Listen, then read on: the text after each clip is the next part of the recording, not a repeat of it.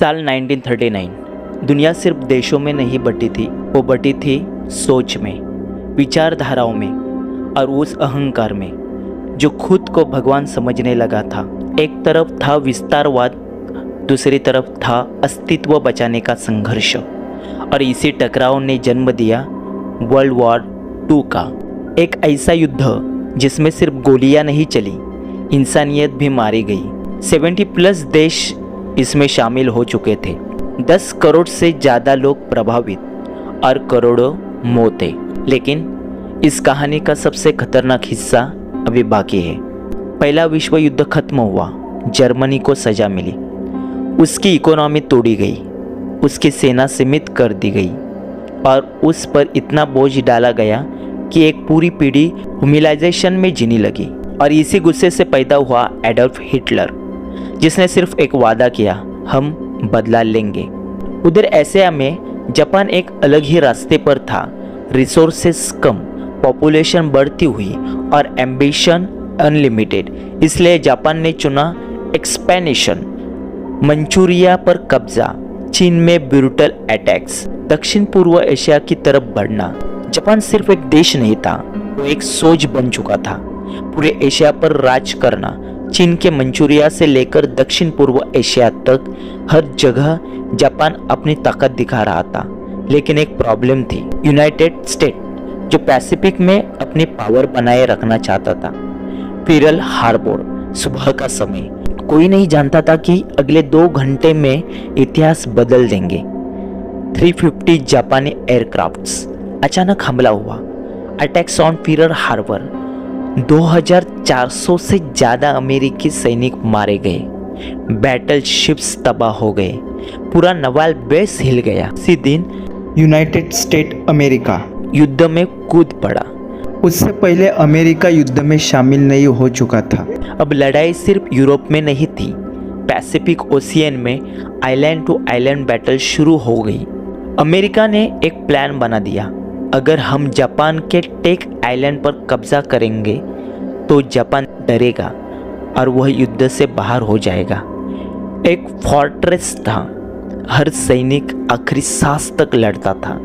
26 मार्च 1945 America के सैनिक Okinawa पर भेज दिए गए और बैटल शुरू हुआ, बैटल ऑफ ओकिनावा। 82 दिन तक कंटिन्यूसली वार चलता रहा।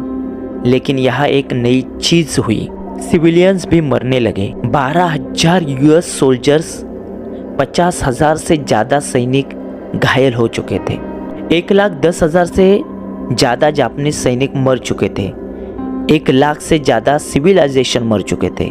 कुछ लोगों ने सुसाइड कर दिया, कुछ को मजबूर किया गया। ये सिर्फ बैटल नहीं था, ये था अगर जापान पर अटैक हुआ तो क्या होगा, एक उसका ट्रेलर था। अब अमेरिका के सामने 2 रास्ते थे, एक जापान पर डायरेक्ट इनोवेशंस, 2 कोई एक्सट्रीम कदम। इनोवेशन प्लान था ऑपरेशन डाउनफॉल। एस्टिमेटेड्स क्या थे, 5 लाख से 10 लाख अमेरिकी मौतें, करोड़ों जापानी कैजुअलिटीज, यानी जीत भी हार जैसी लगती। 26 जुलाई 1945 पोट्सडैम डिक्लेरेशन, जापान को साफ कहा गया, अनकंडीशनल सरेंडर या फिर कंप्लीट डिस्ट्रैक्शन। लेकिन जापान ने साइलेंस चुना, और कभी कभी साइलेंस ही सबसे खतरनाक जवाब होता है। जापान ने इन सब को इग्नोर कर दिया। इंसान भगवान बन गया। अब आया वो मोमेंट जब साइंस और पॉलिटिक्स मिलकर कुछ ऐसा करने वाले थे जो पहले कभी नहीं हुआ। मैनहट्टन प्रोजेक्ट, दुनिया का पहला एटॉमिक बॉम्ब तैयार था और डिसीजन लिया गया, यूज इट। 6 अगस्त 1945 हिरोशिमा पर लिटिल बॉय के नाम का एक एटॉमिक बॉम्ब डाला गया। सुबह के 8:15 एक फ्लैश और पूरा शहर गायब। हीट, शॉक वेव, रेडिएशन, लोग शैडो बन गए, बिल्डिंग्स वेपराइजेस हो गई। फिर भी जापान ने हार नहीं मानी। जापान के लीडर ने कहा कि अमेरिका ने एक बड़ा बॉम्ब डाला और कुछ नहीं। फिर उसके बाद दूसरा झटका, 9 अगस्त 1945 नागासाकी, दूसरा बॉम्ब, उसका नाम था फैटमैन। और फिर वही डिक्रेशन, और वही destruction, Hiroshima and Nagasaki atomic bombing. फिर जापान ने फाइनली सरेंडर कर दिया, युद्ध खत्म हुआ। क्या ये जरूरी था?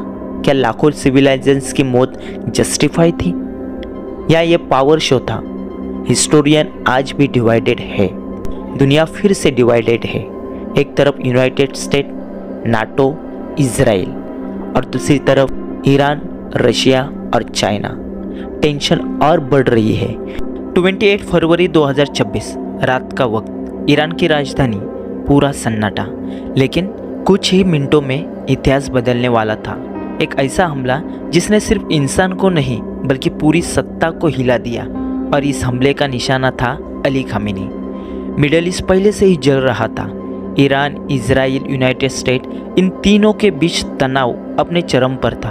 बार बार चेतावनी दी जा रही थी, लेकिन किसी को अंदाजा नहीं था कि अगला कदम इतना खतरनाक होगा। रात के करीब 2 बजे अचानक ईरान के एक हाई सिक्योरिटी जोन में मिसाइल और ड्रोन स्ट्राइक होती है। यह हमला इतना सटीक था कि सीधे टारगेट किया गया खामेनी का रेजिडेंसी। कुछ सेकंड में धमाका, आग और पूरा इलाका तबाह हो गया। जब धूल बैठी तो जो सामने आया वो दुनिया को हिला देने वाला था। रिपोर्ट्स के अनुसार इस हमले में अली खामेनी, उनकी बेटी, दामाद, पोती, बहू, ये सब मारे गए। और सिर्फ परिवार ही नहीं, करीब 30 से 40 टॉप ईरानी अधिकारी भी मारे गए।